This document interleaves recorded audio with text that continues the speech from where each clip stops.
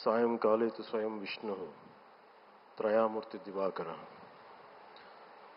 ముందుగా సూర్య భగవానునికి నమస్సమాంజలి తెలియజేస్తూ, యోగ విద్యను అందించిన ఆదియోగి పరమశివునికి, ఆ మహాయోగ విద్యని మనకి పతంజలి మహర్షి యోగశాస్త్ర రూపంలో అందించారు.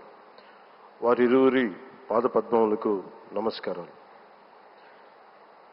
మన యోగ విశిష్టతను, గొప్పదనాన్ని ఋగ్వేదంలో ఉన్న మహానుభావులు తెలియజేస్తే, దానిని ప్రపంచవ్యాపితం చేసిన దార్శనికులు మాత్రం గౌరవ ప్రధానమంత్రి శ్రీ నరేంద్ర మోదీ గారు. భారతీయ సనాతన ధర్మం తాలూకు విశిష్టతను యోగా ద్వారా విశ్వవ్యాపితం చేసిన ఘనత ఆయన సొంతం.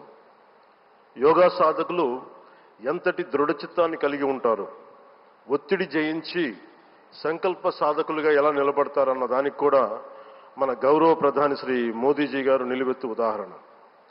ప్రపంచ యోగా దినోత్సవం యావత్ భారతవానికి, భారతీయులకి దక్కిన గౌరవం. సరిగ్గా ఒక 2014లో అప్పటి ఐక్యరాజ్య సమితిలో గౌరవ ప్రధానమంత్రి మోదీ గారు ప్రవేశపెట్టినప్పుడు దాదాపు 177 దేశాలు ఈ రెజల్యూషన్కి మద్దతు పలికినాయి.